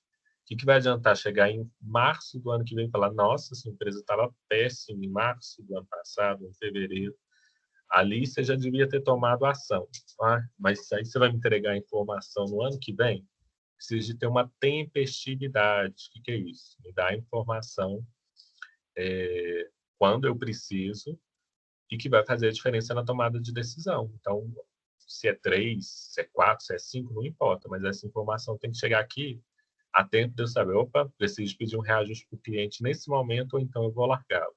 Porque entre vender para ele e não vender, se eu parar de vender, o prejuízo que ele está me dando é tão grande que no final das contas eu deixo de vender para ele, demito alguns funcionários, são decisões estratégicas. Deixo de vender para esse cliente, porque no final das contas a venda para ele só está me dando prejuízo e ele não quer me pagar o reajuste, estou tentando negociar, ele não está dando. Não tenho mais condições de trabalhar com a margem que ele está me pagando. Então, exemplo, está pagando 1%. Eu não quero vender com lucro de 1%. Eu prefiro pegar esse dinheiro e colocar numa aplicação financeira de renda fixa, que eu vou ter um rendimento garantido todo mês e muito maior do que 1% de lucro que ele está me dando. E ficar tranquilo aqui na minha casa, nem preciso ficar estressando com gestão, né? Porque tem esse custo de oportunidade, quer dizer, o quanto que eu deixo de ganhar por ter optado por um projeto A e não B, quer dizer, se eu pegar esse dinheiro que eu investi na empresa e deixar numa aplicação financeira, vamos supor, 8% de rendimento fixo. Então, eu tenho um rendimento líquido de 8% numa aplicação financeira. Eu quero que a minha empresa, ao colocar esse dinheiro, pelo menos me dê um retorno líquido de 8,5%, porque o 8% eu já tenho no mercado. Se minha empresa não me dá no mínimo isso, eu prefiro pegar esse dinheiro e colocar numa aplicação, fechar a empresa e seguir adiante. Ou seja, a minha empresa tem que me pagar pelo menos esse custo de oportunidade. O quanto que eu deixei de ganhar por ter optado pelo projeto A, em vez de ter optado pelo projeto B, por ter optado por abrir a empresa em vez de deixar esse dinheiro parado numa aplicação financeira, tá? E como é que eu sei disso? Quanto que a empresa está me dando de retorno? Por meio do DRE, que vai me falar qual que é o lucro que a empresa está dando. Vamos supor que a empresa me dá 3% de lucro. Bom, pelo menos não está dando prejuízo. Mas eu esperava no mínimo 8,5%, porque 8% eu já tenho no mercado. Eu pegava esse dinheiro e deixava lá parado. Então, não me vale a pena dar prosseguimento nessa empresa. A empresa está dando lucro, mas tem um cliente que faz dar prejuízo. Todos estão trabalhando com margem de 9%, 10%. Mas tem um cliente que está me dando prejuízo. E esse cliente faz a minha margem cair para 3%. O que eu faço? Eu vou lá, tento reajustar. Não consigo? Abro mão desse cliente, tchau. Demito alguns funcionários, né? Porque eu não vou ter mais aquela quantidade produtiva. Modifico a minha estrutura, em termos gerais, né? Peraí, contador, agora eu vou pagar menos, porque o meu faturamento da empresa é menor, mais tranquilo, espero pagar menos. Energia elétrica eu vou gastar menos também. Pronto, ajustei, volto a ter o lucro de 10% que os outros clientes já me davam e não vou mais absorver o prejuízo daquele cliente. Então, só dar lucro também não é o fundamental, né? Por quê? Porque às vezes eu estou dando lucro nos clientes 1, 2 e 3 e o cliente 4, 5, 6 me dá prejuízo. Nessa disciplina, a gente vai ver essa divisão por produto, por cliente? Não, a gente vê o prejuízo do mês. E é fundamental que vocês entendam isso, para quando vocês forem fazer disciplina de custo, você falar, ó, gente, lá em contabilidade vocês já aprenderam a contabilidade do mês inteiro.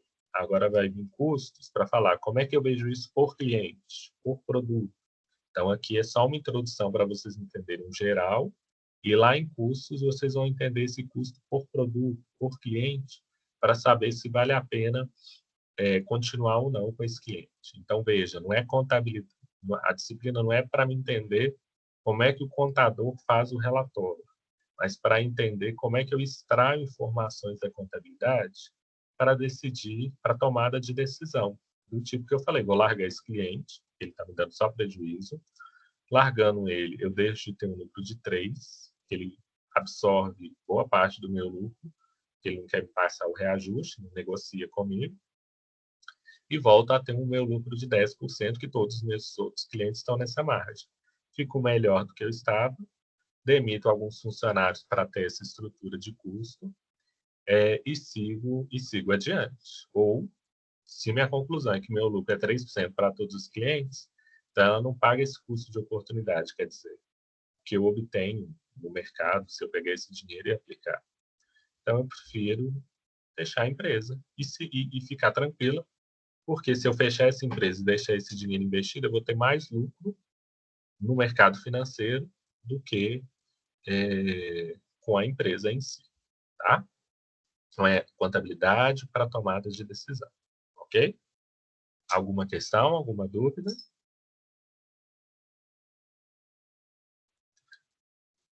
Ok, vou seguir. Qualquer coisa, vamos interrompendo, viu, gente? A contribuição de vocês é sempre fundamental. Um outro ponto é para a prestação de contas para a sociedade.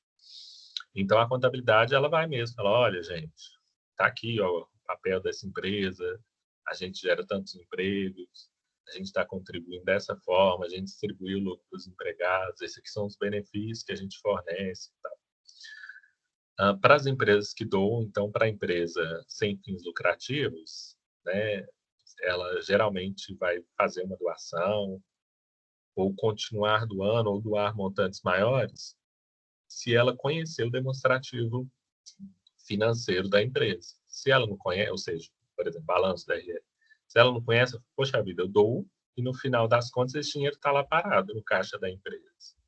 Então, para que eu estou doando? Porque eu dou e ela não dá nenhuma destinação, ou eu dou e no final das contas a única coisa que aumenta é o veículo, carros, né, da empresa, né, e máquinas, mas eu não vejo isso na sociedade como um todo, gerando um produto. Então, a empresa está investindo nela mesma, embora ela não distribua lucros, no final das contas, se essa empresa fechar, quem vai ficar com esses veículos e etc. são, né, as pessoas que a abriram, afundaram. Então, não vou continuar doando. Ou, todo ano, mas está mostrando só déficit, se a empresa não tem fins lucrativos, se é organização, então, essa empresa não está bem das pernas, não. Né? E eu estou doando, ok, pode ser para ela respirar, né, e seguir adiante, mas se isso está acontecendo nos últimos 3 anos, é importante ter um cuidado antes de fazer essa doação. Provavelmente essa empresa está indo para o buraco, porque ela está dando prejuízo ali há algum tempo. E para o governo também, porque uma parte, o governo quer saber quanto você vendeu, quanto você gastou, para entender a sua apuração de imposto.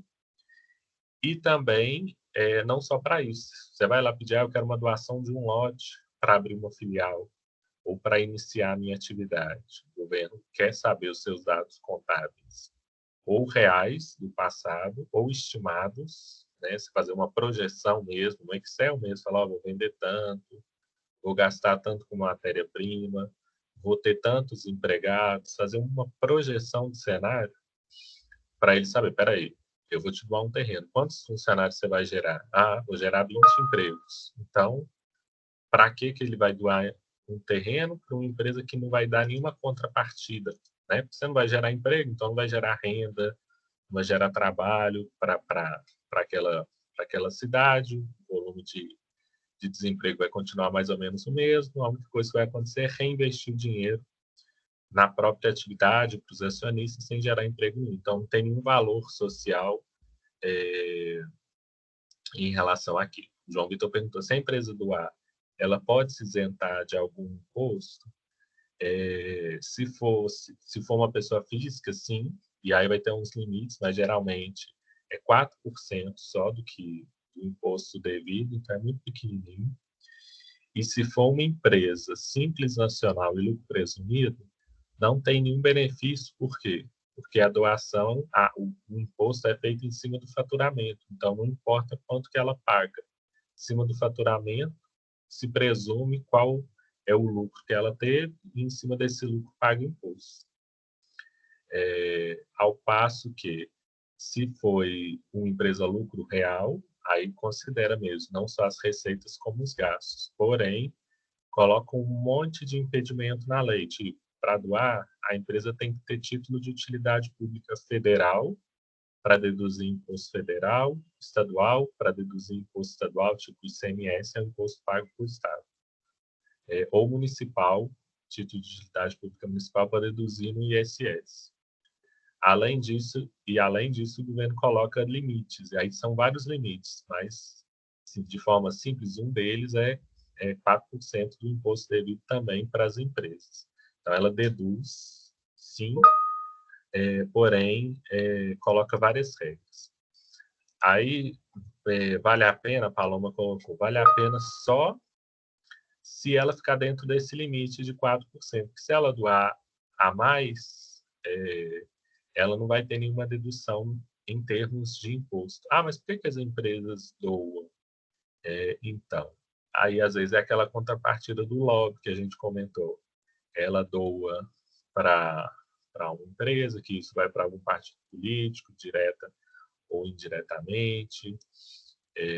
Ela está doando porque, em contrapartida, ela vai ter algum benefício para ela. E o João Vitor trouxe muito bem, né, a questão social mesmo, de marketing social, de você falar, olha, financiamos Criança Esperança, por exemplo, vamos doar 2 milhões de reais, e aí fala, olha, estamos retornando para a sociedade, mas lembre, grandes empresas, elas não pagam imposto sobre dividendos, então, no final das contas, ela está pagando 2 milhões. Aí fala assim, não, mas se ela pagasse imposto sobre dividendos? Ela estaria pagando 30 milhões de reais. 40 milhões, 50 milhões. Então, na verdade, é tipo Brasil colônia mesmo, entende? Ele está dando um espelhinho para o índio, em contrapartida de estar retirando 50 milhões de reais se houvesse a instituição do tributo. Isso voltaria para a sociedade, em termos de saúde, educação, aí você não precisava de estar pagando um plano de saúde caro para isso, porque o sistema de saúde funcionaria de maneira mais adequada, e por aí vai. Então, muitas vezes se doa por uma questão de marketing, mas você parar para pensar e falar, ué, mas ela está doando 2 milhões, então está sobrando bem, né? Por que está sobrando tanto? Porque ela não paga, por exemplo, imposto sobre lucros. Então, tem essa pegada social mesmo, tem a pegada de lobby também, ou porque a empresa mesmo quer doar, né? Conheceu a causa, sabe que não vai deduzir, mas ela quer, de alguma maneira, contribuir para aquele projeto. E lembrando, doação, gente, é um inferno mesmo. Tipo, doação para incentivo à cultura, na lei estadual de cultura. Se sua empresa já doou, você sabe disso. Se não doou, vocês vão ver que coisa chata de se fazer, porque aí tem que abrir uma conta corrente específica só para aquela doação, tem que prestar informações documentais para o Estado, para a administração fazendária, ver se o limite está certinho, respeitando esses 4%. Se não tiver, a sua empresa pode ser multada, ver se o projeto realmente está sendo aplicado corretamente, e porque toda essa preocupação com doação para evitar que a empresa tenha lucro e depois ela crie uma operação do tipo, vou criar uma empresa só para fazer a doação e depois, na verdade, essa empresa que faz doação vai, de alguma maneira, retornar esse dinheiro para mim mesmo. A empresa compra uma casa e depois faz uma operação de casa e descasa. Eu dou para ela, ela compra uma casa, meu irmão é o acionista dela, depois descasa a operação. Em vez de ele receber dinheiro, ele sai da sociedade com a casa e depois me doa essa casa. Então, indiretamente, se criaria uma operação só para fraudar, de alguma maneira, a receita, ou até lícito, mas se você falar, eu prefiro doar do que pagar imposto do governo, porque pelo menos eu escolho onde o dinheiro vai. Aí, para evitar esse tipo de operação, o governo coloca todos esses limites de doação que, de certa forma, desestimulam, desincentivam isso, tá? E um outro usuário fundamental da contabilidade, né, uma outra informação útil para a contabilidade é o acionista. Quer saber, e aí? Fecha ou não fecha a empresa? Continua ou não continua com esse cliente? Posso contratar ou não, pessoal? Posso dar um reajuste maior do que o sindicato está me falando? Então, o acionista quer ter toda essa informação. Sem relatório contábil, dificilmente eu vou conseguir fazer distribuição de lucros, porque na contabilidade que vai me falar qual que é o lucro que a empresa teve, e aí sim eu vou poder distribuir esse lucro. E lembra, agora a gente mudou o papel, agora a gente imagina que você já é o grande investidor. Então, nesse caso, você está cada vez mais interessado que não se tribute sobre o lucro, porque na hora de distribuir o lucro, o dividendo, lembra, não paga imposto de renda e nem contribui, não paga imposto de renda a pessoa física, e você, pessoa física, lançaria isso para o acionista, tá? Você, pessoa física, lançaria isso lá no seu imposto de renda na faixa isenta, sem pagar imposto nenhum. Então, se você é acionista, isso aí já é diferente, né? Isso já é bom. Na hora de receber o lucro, você não está pagando imposto de renda nenhum sobre esse lucro. Então, mas para isso eu preciso de ter balanço falando, nossa, o lucro foi tanto. E aí você pode distribuir aquele lucro para os acionistas. E aí posso distribuir 100% daquele valor para os acionistas? Posso. Eu sou uma empresa pequena e eu mesmo sou o dono, eu defino, distribua para mim. 100%. Posso, mas se uma empresa é maior e tem um conselho de administração, aí eles vão definir realmente como é que vai ser a distribuição de lucros para esse conselho, né? Como é que vai ser a distribuição de lucros naquela empresa. E aí pode se definir, aí mesmo o acionista individual também deveria ter esse pensamento. Ele pode definir, por exemplo, que essa distribuição ela vai acontecer e deixando uma parte retida na empresa para contingências, para problemas que podem vir a acontecer no futuro. Ele pode definir que uma parte vai ficar mesmo ali reinvestida para expansão, e aí sim, de uma maneira mais consciente, distribuir a parte dele, porque se o sócio também só vai descapitalizando a empresa, depois em momentos futuros, precisa do dinheiro, aí ele vai ter que fazer o quê? Colocar mais dinheiro na empresa, colocar mais capital social. E às vezes ele já gastou tudo e não tem nada. Aí é quando muitas empresas vão à falência mesmo, porque elas não têm nenhuma sobra de caixa para isso, tá?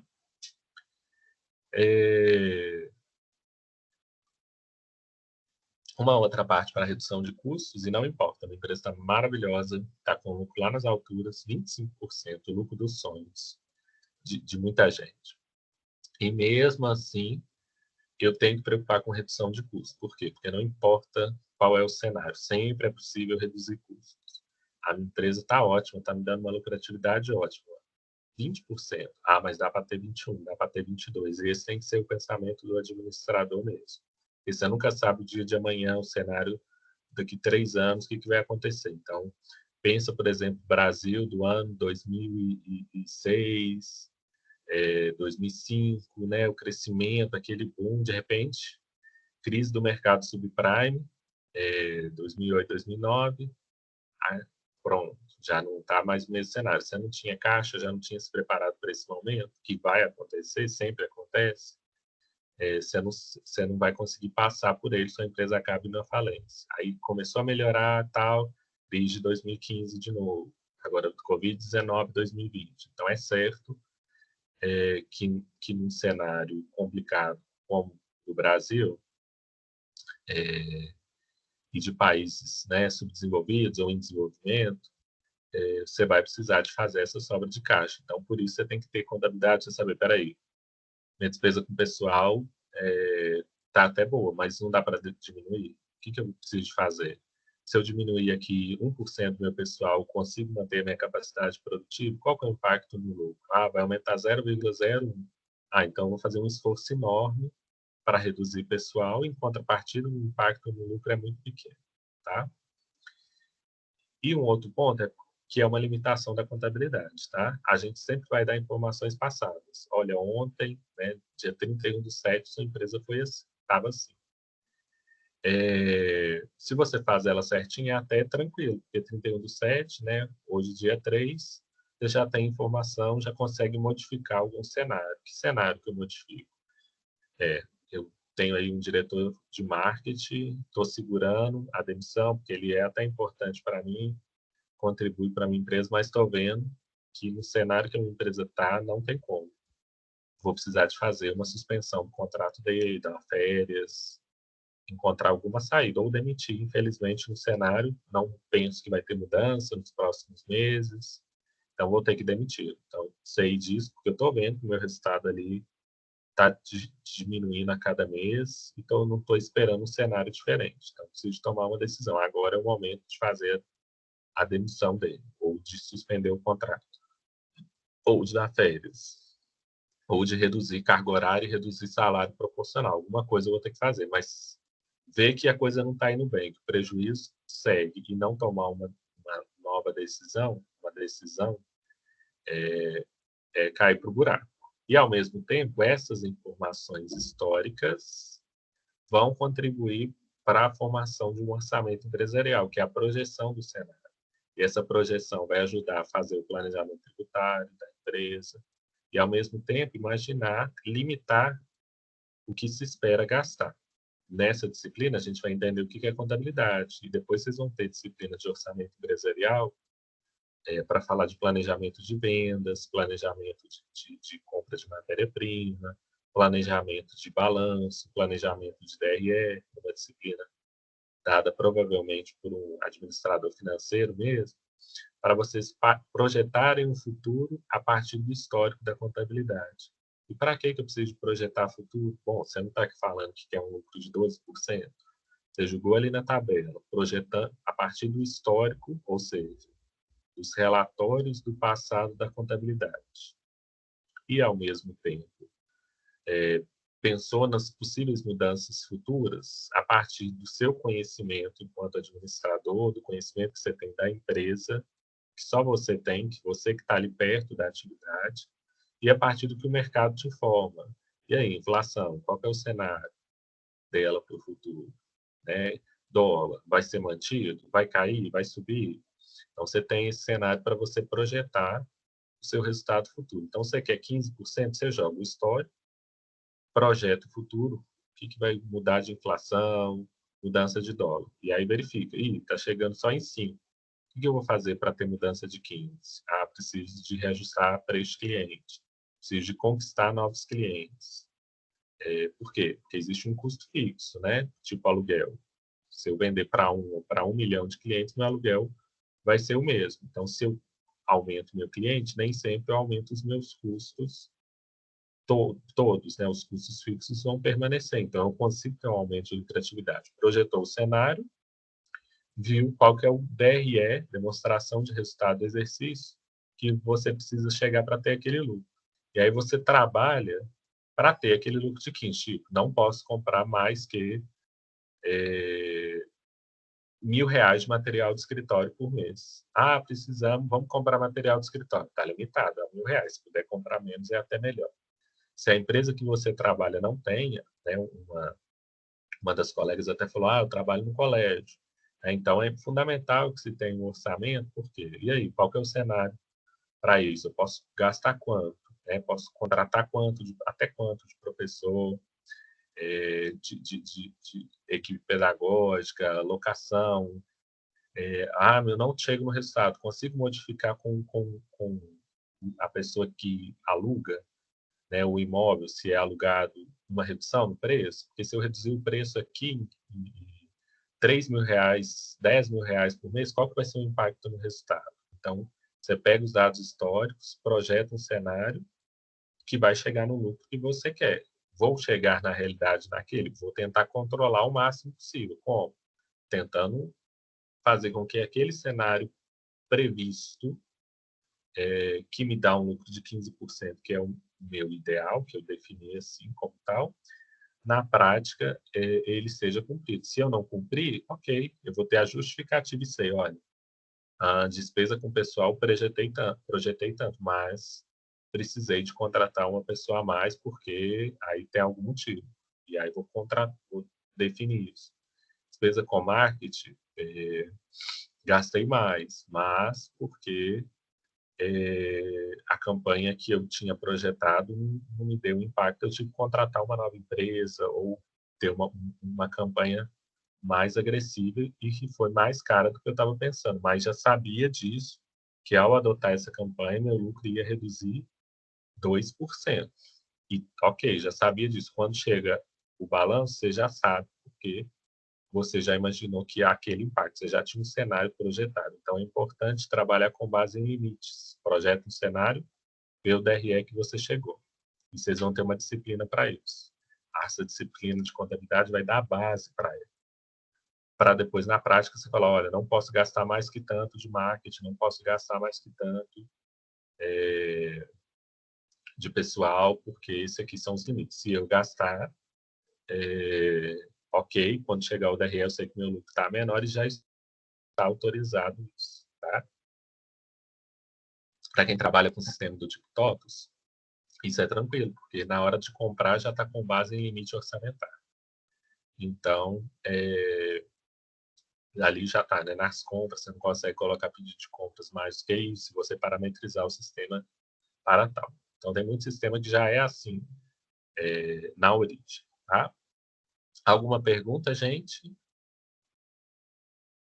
Alguma questão? Estão conseguindo entender? Depois me responde no chat se está claro também, para mim ter um feedback de vocês. Ok. Ótimo. O Lourenço também falou que está tranquilo. Aqui é mais conceitual só por ser uma fase introdutória. Mas, em via de regra, a disciplina a gente sempre vai ter mais exercício do que falação mesmo, tá? E aí a gente chega num ponto, e aí, né? Quem são esses tomadores de decisão? Quem são esses usuários da informação contábil? E aí, pelo um pouco que a gente já falou aqui, né, postem no chat ou abram o microfone e falem para mim quem que vocês acreditam, então, que são esses usuários das informações contábeis a partir do que a gente falou até esse momento. Quem são esses usuários, gente? Quem usa, quem utiliza a informação contábil? Pode falar no microfone ou pode postar no chat, por favor. O João falou, isso mesmo, os administradores, gestores, isso. Isso, os administradores, perfeito. Quem mais, gente? Além dos administradores.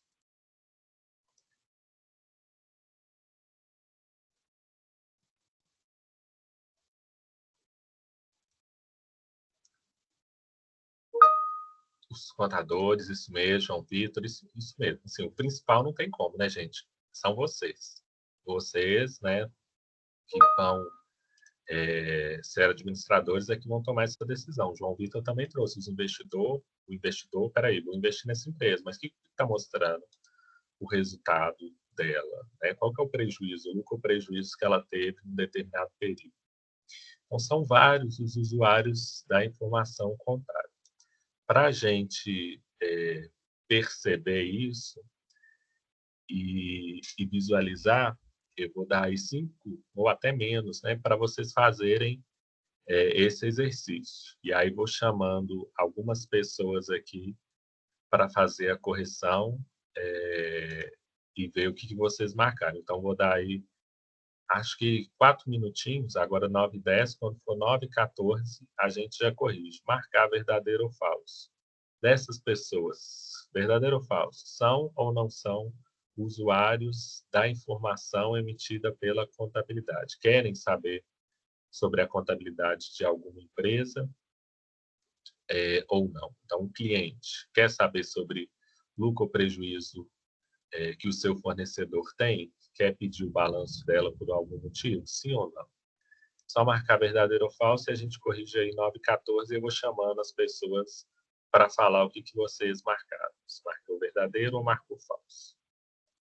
E qualquer coisa e dúvida é só perguntar.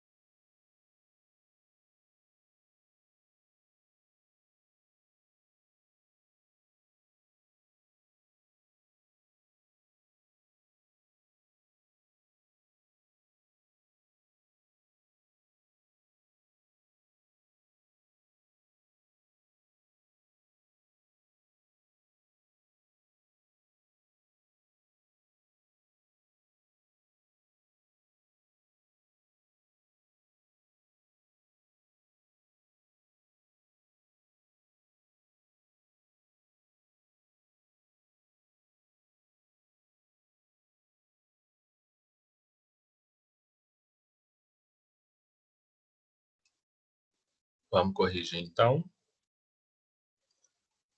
Vou chamando as pessoas, tá? Aí você fala se você marcou verdadeiro ou falso e por quê, tá? Então, Matheus Duarte Azevedo, cliente, você marcou verdadeiro ou falso e por quê?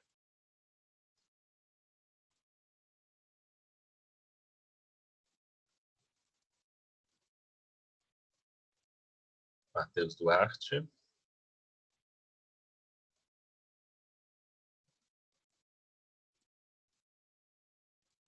Thomas Meister, cliente, você marcou verdadeiro ou falso?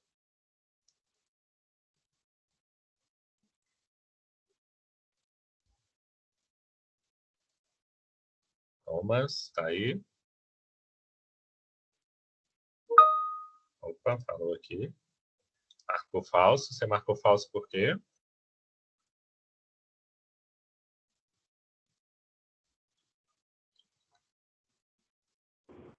Bom, eu marquei falso porque assim, eu não acho que cliente precisa realmente saber qual que é o lucro ou o prejuízo de uma empresa. Ok. Que você vai comprar. Ok, boa. Eu trago esse exercício até para ampliar um pouco e pensar um pouquinho nesses pontos aí. Na prática... Oi, pode falar. Só uma pergunta. Mas se os clientes forem empresas? Isso. Boa, é isso mesmo. Porque eu acho que o Thomas pensou nesse sentido mesmo da pessoa física. Então, vamos explanar e vamos explicar isso. O cliente... o Thomas falou, ele até falou que é isso mesmo. Eu fiquei nessa dúvida exatamente por isso. Nem todos têm acesso à informação boa. A gente nem corrige muito. Acho que eu corrigi uns 2 desses para a gente ver passo a passo mesmo e compreender. Por exemplo, um cliente pessoa física, você vai lá no supermercado, vai lá na farmácia, pessoa física geralmente ele não vai ter tanto interesse em saber da informação contábil. Por quê? Porque ele paga à vista mesmo, chega o produto e ele não está preocupado com a condição, né? Se ela está indo ou não à falência e tal. Se ela está em ou não condições de fornecer. Então, via de regra, o cliente, pessoa física, ele não tem tanto interesse em saber sobre a informação contábil. Mas o cliente, pessoa jurídica, ele tem um interesse forte em saber a informação contábil. E uma das formas, necessidades para ele estabelecer um contrato com a empresa é pedir as demonstrações contábeis. Por quê?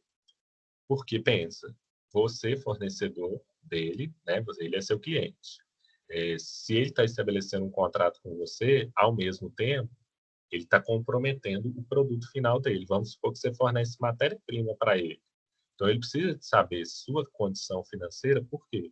Porque se você está se comprometendo a ser o fornecedor dele, no final não entrega no prazo, por quê?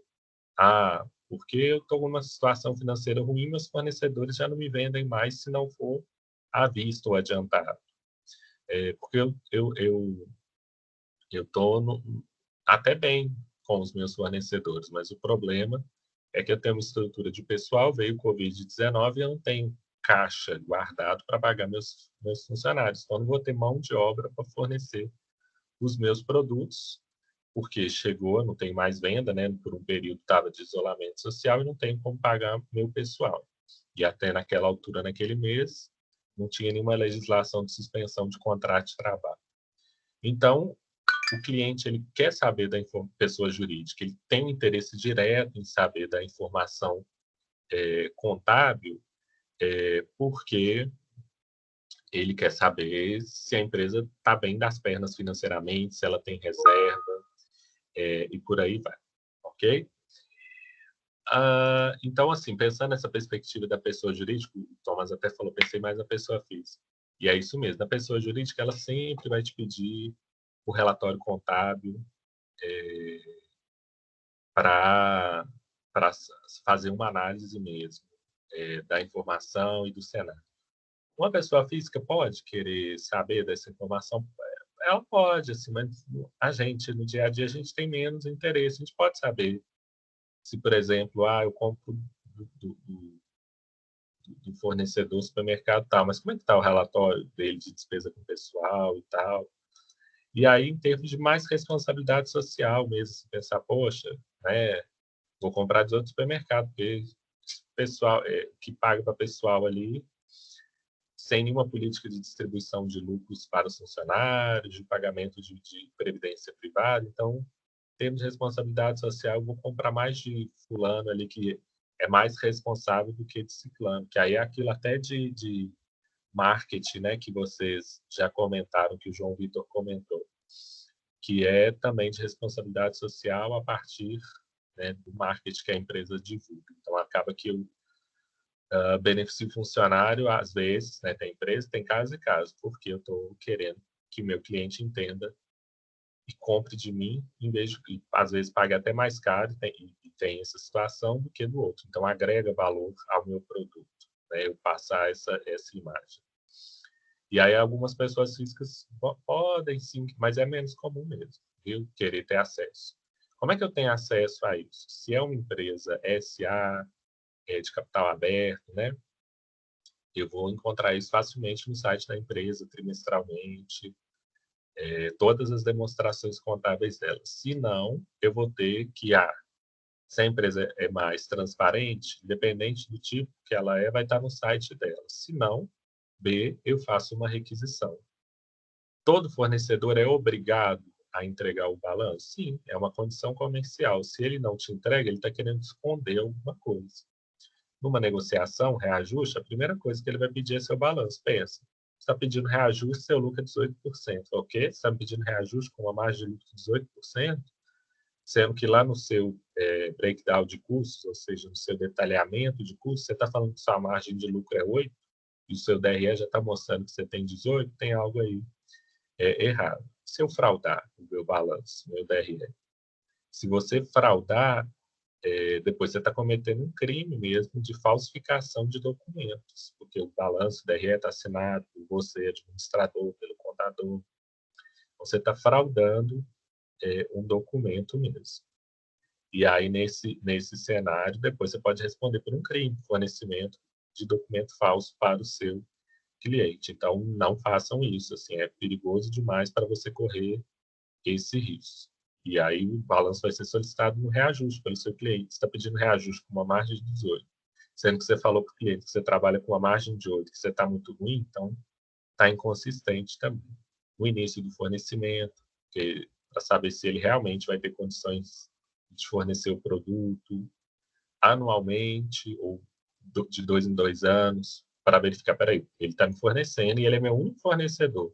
Como é que está a situação financeira dele? Porque se estiver ruim, eu vou ter que pensar em alternativa B, C e D, e não tenho essa alternativa no momento, né? Então, tem que ter outras possibilidades, que é uma coisa que chama gestão de riscos, né? Esperar o problema acontecer, antecipar a possíveis problemas e já trabalhar para esses problemas não surgirem, tá? Ultrapassei aí 3 minutinhos da nossa aula, termina 9h20, né? 7h30 às 9h20, isso mesmo. E aí a gente continua na sexta-feira a corrigir esse exercício.